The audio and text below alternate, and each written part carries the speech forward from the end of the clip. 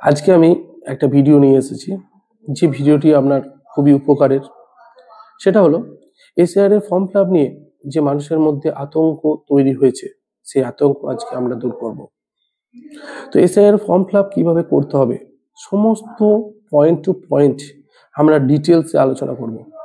বুঝে নেব কিভাবে ফর্ম ফিল আপ করতে হবে, কারণ অনেক মানুষের মধ্যে এই ভয় রয়েছে যে ফর্মের মধ্যে কোনো ভুল হয়ে গেলে তাদের নাম লিস্ট থেকে বাদ যাবে কিনা। তো সেই সমস্ত দুশ্চিন্তা দূর করতেই কিন্তু আমরা এই ভিডিওটা করছি। প্রত্যেকটা পয়েন্ট টু পয়েন্ট এই ভিডিওতে আলোচনা করব, বুঝে নেব। দেখে নিন কিভাবে ফর্ম ফিল আপ করতে হবে।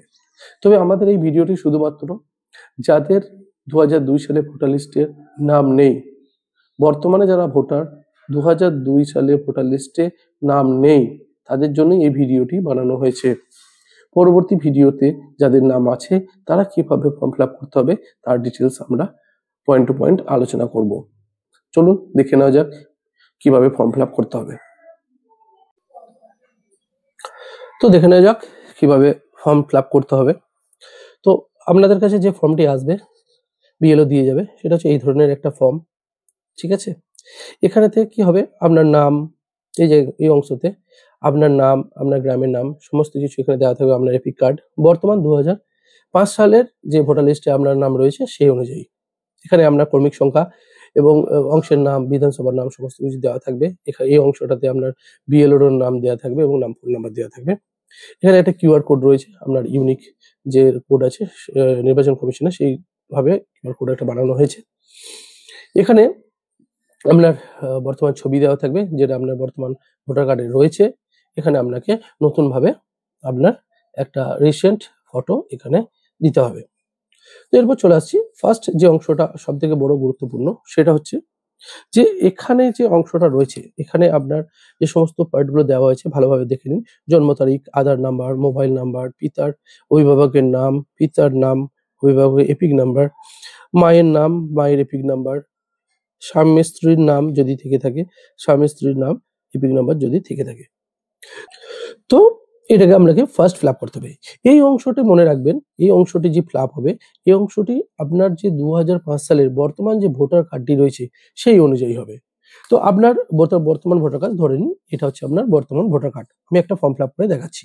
ঠিক আছে, এই ফর্ম ফিল আপটি হবে কার না, যাদের 2005 সালে নাম রয়েছে অথচ 2002 সালে ভোটার লিস্টের নাম নেই।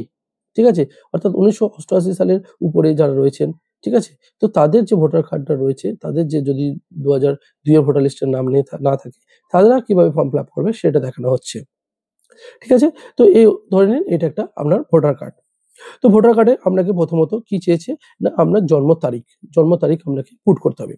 জন্ম তারিখ কি না, আপনার আধার কার্ডে যে জন্ম তারিখটি দেওয়া আছে, সাপোজ এখানে দেওয়া রয়েছে 11/9/1988। তো আমরা এখানে জন্ম তারিখটি পুট করব 11/9/1988। এই হলো আমরা জন্ম তারিখ আমরা পুট করলাম এখানে। এরপর আসছে আধার নাম্বার। এটা ঐচ্ছিক রয়েছে, আপনি দিলেও দিতে পারেন, না দিলেও দিতে পারেন, তবে দিয়ে দেওয়াটাই ভালো। তো সেক্ষেত্রে এখানে আপনি আপনার আধার নাম্বারটি পুট করে দেবেন। আপনার আধার নাম্বারটি যেটা রয়েছে সেটা পুট করে দেবেন।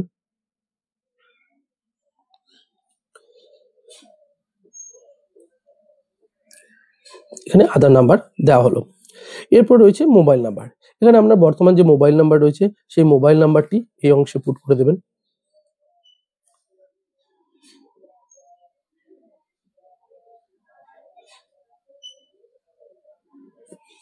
ঠিক আছে, এই হলো। এরপর আসছি পিতা বা অভিভাবকের নাম। তো আপনার পিতা বা অভিভাবকের নাম এখানে দিতে হবে। পিতার নাম বর্তমান আপনার বাবার যে ভোটার কার্ড রয়েছে সেখানে যে রয়েছে, সাপোজ এটা ধরে নিন আপনার বাবার ভোটার কার্ড। ঠিক আছে, এখানে আপনার বাবার নাম আছে কৌশর আলী। তো সেক্ষেত্রে এখানে আপনার বাবার বর্তমান যে ভোটার কার্ড রয়েছে সেখানে 2002 সালের লিস্টে যে ভোটার লিস্টে যে নাম রয়েছে সেই নাম নয়, সেই নাম অন্যও থাকতে পারে। অর্থাৎ আপনার বর্তমান যে বাবার সঠিক নাম রয়েছে ভোটার কার্ডে সেই নামটি এখানে পুট করতে হবে। তো সেক্ষেত্রে এখানে আমরা সেই নামটা পুট করে দিলাম।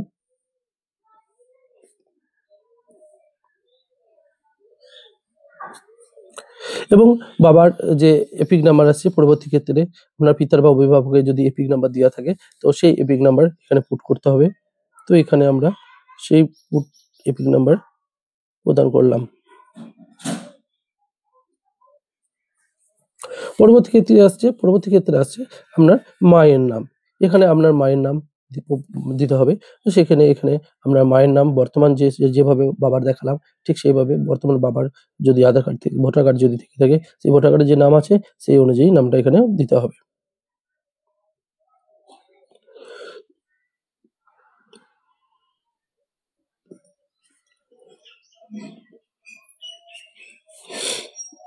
এবং পরবর্তী ক্ষেত্রে মায়ের এপিক নাম্বার কি রয়েছে সেই এপিক নাম্বার এখানে পুট করে দিতে হবে। এপিক নাম্বার পুট করে দিলাম। এখানে যেহেতু এটা একটা মহিলার, তো সেক্ষেত্রে এখানে স্বামীর বা স্ত্রীর নাম যেটা রয়েছে এখানে স্বামীর নাম হলে স্বামীর নাম দিয়ে দিলাম। ঠিক আছে, এখানে স্বামীর নাম দিয়ে দিলাম। তো বর্তমান আধার কার্ডে যদি আমরা স্বামীর নাম দেওয়া থাকে, যেমন এখানে স্বামীর নাম দেওয়া আছে রেহান মল্লিক, তো সেক্ষেত্রে আমরা এখানে রেহান মল্লিক নামটা দিলাম। এবং স্বামীর আপনার যে আধার যে এপিক কার্ডের নাম্বার রয়েছে সেই এপিক কার্ডের নাম্বার এখানে প্রোভাইড করতে হবে। এখানটা নিয়ে মোটামুটি কোনো সমস্যার সৃষ্টি হওয়ার কারণ নেই।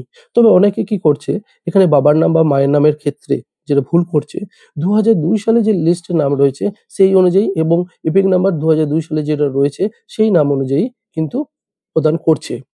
এইটা কিন্তু ভুল হবে। অর্থাৎ বর্তমান অনেক ক্ষেত্রে হয়েছে যে আগে আপনার হয়তো ২০০২ সালে বাবার এপিক কার্ডের নাম্বার হয়তো আলাদা ছিল।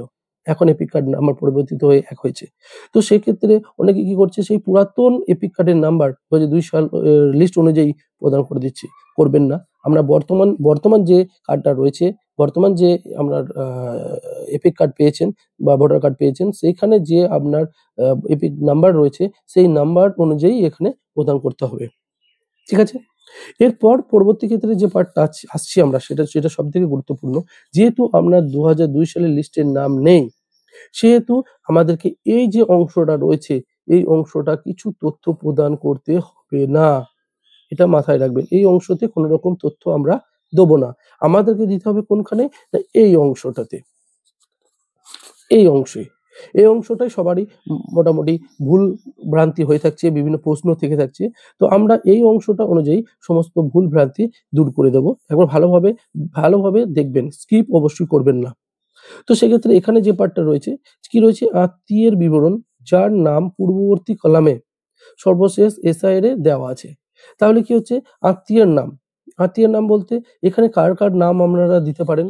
অর্থাৎ এখানে দেখা যাচ্ছে যে এখানে আপনার বাবার নাম দিতে পারেন, আপনার মায়ের নাম দিতে পারেন। যদি ২০০২ সালে ওনাদের লিস্টে নাম থেকে থাকে।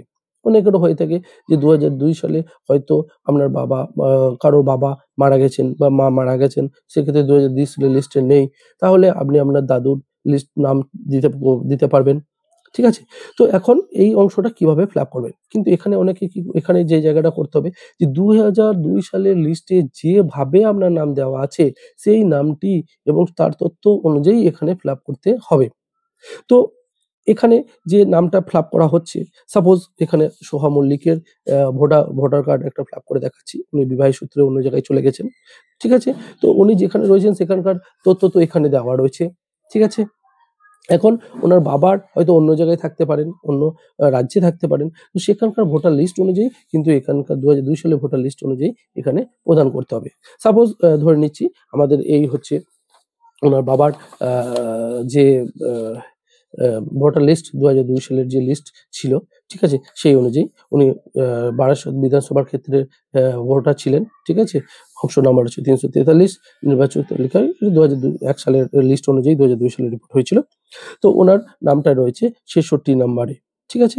এখানে একটা দেখার বিষয় আছে, সেটা হচ্ছে এখানে উনার নাম ছিল কৌচার আলী। কিন্তু আমরা বর্তমান প্রোভাইড করেছি কি কৌসার আলী। অর্থাৎ পরবর্তী ক্ষেত্রে উনি নামটা সংশোধন করেছেন। ঠিক আছে? উনার পিতার নাম কৌচার আলীর পিতার নাম ছিলেন এনসার আলী এবং উনার বয়স ছিল এই এবং উনার ভোটার কার্ড ছিল, এপিক নাম্বার ছিল এটা। কিন্তু আমরা প্রোভাইড করেছি এটা। কারণ এটা বর্তমান নাম্বার। তো সেক্ষেত্রে এখানে মাথায় রাখবেন যে বর্তমান যে নাম্বারটা রয়েছে আমরা বর্তমান যে ২০০৫ সালের লিস্ট অনুযায়ী যা রয়েছে আমরা সেই অনুযায়ী এখানকার প্রোভাইড করব। তো এর পরবর্তী ক্ষেত্রে আমরা কি করব? না এই লিস্ট অনুযায়ী আমরা এখানে যা রয়েছে সেইভাবেই এখানে পূরণ করব। তো এখানে আমরা কি করতে হবে, আমাদেরকে প্রথমত হচ্ছে নাম দিতে হবে। নাম দিলাম কি, এখানে 2002 সালের লিস্ট অনুযায়ী যে নামটা রয়েছে সেটা হচ্ছে কাউচার আলী। কাউচার আলী। এখানে মনে রাখবেন যে আপনার বাবার নাম হয়তো কাউসার আলী আছে, ঠিক আছে, কাউসার আলী আছে, অর্থাৎ আপনি কাউচার আলী করছেন, কারণ আপনার 2002 সালে লিস্টে এই নামটি ছিল।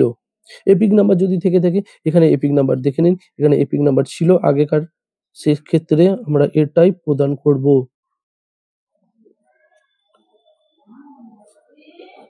এখানে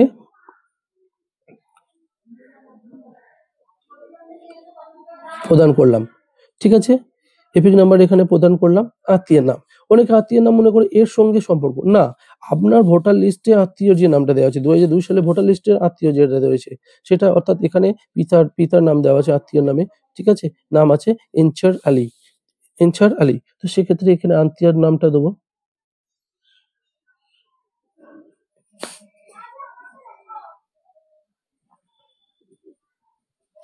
সম্পর্ক, সম্পর্ক এই এনচার আলীর সঙ্গে যে সম্পর্ক, এখানে এনচার আলীর সঙ্গে সম্পর্ক থেকে আছে পিতা, তো এখানে এনচার আলীর সম্পর্কে দেবো পিতা। জেলা, জেলা এখানে আছে উত্তর 24 পরগনা। জেলা আপনার এখানে যে লিস্ট আছে সেই লিস্টের অনুযায়ী দেওয়া হবে। এখানে উত্তর 24 পরগনা রয়েছে।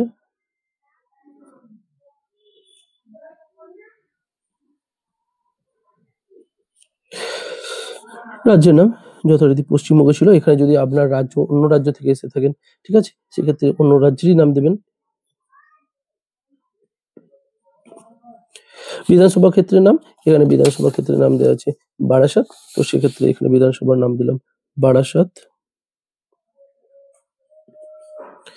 পরবর্তী রয়েছে আমাদের বিধানসভা ক্ষেত্রের নাম্বার, এখানে আমরা বিধানসভা ক্ষেত্রের নাম্বার দেওয়া আছে, সেক্ষেত্রে আমরা বিধানসভার ক্ষেত্রের নাম্বার দিলাম।